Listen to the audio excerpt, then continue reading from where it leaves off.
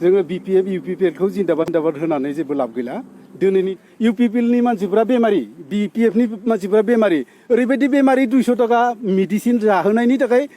200 टाका होनांगौ भटार्सफोरनो आरो न'खर सेर सेराव एम्बुलेन्स हेगारहरो आरो बे एम्बुलेन्स हेगारहरनानै मानसि बुथुमनानै बिसोरो मिटिं खालामो खिन्थु जोंनि मोनसे बिजेपि सरकारा ओरैबायदि षड़यन्त्र मोनसे खालामगासिनो दङ जे रायजोफोरखौ बुथारनायनि जिथु थांखि हो चाइनाजों जुद्ध खालामनानै भटारफोरखौ बुथारनायनि जिथु थांखि लानानै बिथांमोना मोनसे दिनै चिरां डिस्ट्रिक्टनि आन्डाराव सिडली ब्लकनि भटार्स पार्टी इन्टारनेशनेल कमिटिनिफ्राय दिनै माने सार्केल रेलि लानाय जादों सार्केल रेलि लानायनि थांखियानो जादों रायजोफोरा सांग्रां जानांगौ ओरैबायदिहाय जोङो बिपिएफ इउपिपिएलखौ जिन्दाबाद होनानै जेबो लाब गैला दिनैनि दिनाव रांखान्थिनि उदांस्रिनि थाखाय साफ्रोमबो भटार्सआ सांग्रां जानांगौ आरो गावनि मोन्थाइखौ नायगिरनांगौ बिनि थाखायनो एलार्ट जाहोनायनि थाखाय जोङो बे थांखिखौ लानाय जादोंमोन आरो फैयै बै जोबथि समाव जोङो मेम'रेन्डाम होनाय जाबाय मेम'रेन्डामा थ्रु माने डिसि अफिसनि थ्रुयैदि प्राइम मिनिस्टार इन्डियानि आरो आसामनि गभर्नरनि खाथिसिमहालागै जोङो जिथु डिमान्ड भटारशिपनि डिमान्ड बेखौ जोङो आखायाव मेम'रेन्डाम होनाय जाबाय मोनबेसे डिमान्डफोर दं मोननै मेनलि डिमान्डआ मोनसे जादों भटारशिप हो साफ्रोमनोबो जोंनि मोनथाय जिथु अधिकार बेखौ जोंनो नांगौ आरो मोनसे बिजेपि सरकारा ओरैबायदि षड़यन्त्र मोनसे खालामगासिनो दङ जे रायजोफोरखौ बुथारनायनि जिथु थांखि हो चाइनाजों जुद्ध खालामनानै भटारफोरखौ बुथारनायनि जिथु थांखि लानानै बिथांमोना मोनसे माने ओरैबायदि सिचुवेसन क्रिएट खालामगासिनो दङ बिनि थाखायनो जों बुंदों जे इउनाइट मोनसे कान्ट्रि जानांगौ जिथु चाइना भारत पाकिस्तान म्यानमार मालदिभ भुटान बेबायदि मोनसे इउनाइट गभर्नर जानांगौ बाखि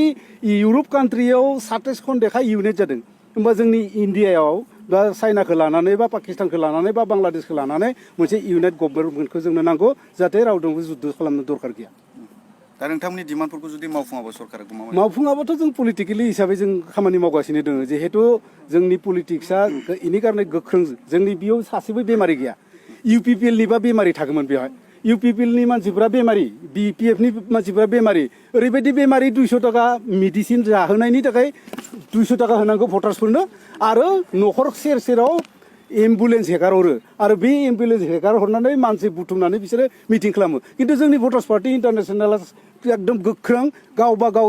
गाव फैदों रावबो मेडिसिन लायाखै गावनो खरसा खालामनानै गावनो निजेनि मोन्थाइखौ नागिरनानै फैदों एमपि बिसायख'थिया फैगासिनो दं नोंथांमोना एमपि बिसायख'थियावथ' जोंनिफ्राय फाइट थागोन जोंनि केन्डिडेट थागोन मानो होनोब्ला 2011 सनाव 2 डिसेम्बराव पार्लियामेन्टआव पास जानायनि उनावबो कंग्रेसनि सनिया गान्धीया जुदि बेखौ होनांगौ होननानै जुदि उपराष्ट्रपति हामिद आनसारिखौ जुदि निर्देश होनायमोनब्ला बे जोंनि दासिम जोङो रायजोफोरा डेभेलप जासिगौमोन खिन्थु सनिया गान्धीयानो एकमात्र जोंनि माने भटार्स पार्टिनि एगेन्स्ट जोंनि भटारशिपनि एगेन्स्ट दा बाखि बिजेपिया ओरैनो एसे माने दाउ फिसानो माबा गारनाय बायदि माइरं गारनानै होनाय बायदि बिसोर किसुमान माने आसनि बानायबाय थादों जोंनो नाङा आसनिखौ जोंनो नाङा आसनियाव जादों करापसन 100 जनाव 10 मेम्बार्सआ मोनो आरो 90 मेम्बार्सआनो करापसन जायो बिनि थाखाय जोंनो आयेन नांगौ आयेन आरो भटारशिप आयेन जायोब्ला साफ्रोमबो भटार्सआ मोनगोन ना इउपिपिएल ना बिपिएफ ना कंग्रेस ना बिजेपि साफ्रोमबो भटारनि थाखाय जों खामानि मावदों दिनै हानजायै साइकेल रेलि खालामनायाव नोंथांमोना साबैसे मेम्बार्सफोरखौ लानानै हानजा जोङो 250 मेम्बार्सआ दिनै ब्लक लेभेलाव सिडली ब्लक लेभेलनिफ्राय ओंखारदों बे हिसाबै जों बिराद मोजां दिनै एवार्ड जालाय होननानै जों नोंथांमोननि जुगिदि माने रायजोफोरखौ मिथिहोबाय नाथाय गोबां दोलोखौ जोङो जयनिं हाबाफारि लानाय नुदों नोंथांमोननि दोलोखौ लानाय नुवाखै जों जयनिंखौ गुबुन पलिटिक्सनि बायदि जों रावखौ बोनानै लाबा बिसोरो बोना लाबोगोन 500 टाका होगोन सेरेब बटल सिदों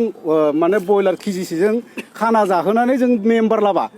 मेम्बार जानांगोन गावनि मोन्थाइखौ गाव सांग्रां जानानै नागिरनाय जे बेयाव सब सांग्रां मानसि सब मेलेम गोनां मानसि MA पास BA पास जानो जे मेलेम गोनां बे नङा MA पास BA पासआ दा जाम्बा इसोरो जाम्बा मानो होनबा इउपिपिएल जिन्दाबाद सासेया बुंदों बिपिएफ जिन्दाबाद सासेया बुंदों कंग्रेस जिन्दाबाद सासेया बुंदों बिजेपि जिन्दाबाद मुर्दाबादजों रायजोआ जेबो डेभेलप जाया इनि कारणे जुदि MA BA पासफोरा जुदि मेलेम गोनां मानसिब्ला भटार्स पार्टियाव लैहोर फैनांगौ इयुन जिथु भबिष्यत भबिष्यतआ मोजां जानांगौ बेखौ साननानै गासैबो सेंग्रा सिख्ला गासैबो लाइमोनफोरा भटार्स पार्टियाव लैहोर फैनांगौ बेखौनो जों खावलायो क्रिसमासनि बाम्पार अफार उदालगुरि नोगोरनि शंकरदेव मिशन हाई स्कुलनि साखाथियाव थानाय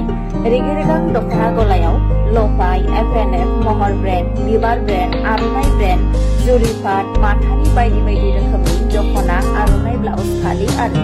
बर'नि साबसिन हामसिन आगरनि जिफोरखौ हलसेल आरो रिटेल मोन्नैबो बेसेनाव बायनो हागोन। बेनि थाखाय नोंथाङा 7896313108 एबा 8471820909 जानबुं नाम्बाराव सुलाद लानो हागोन।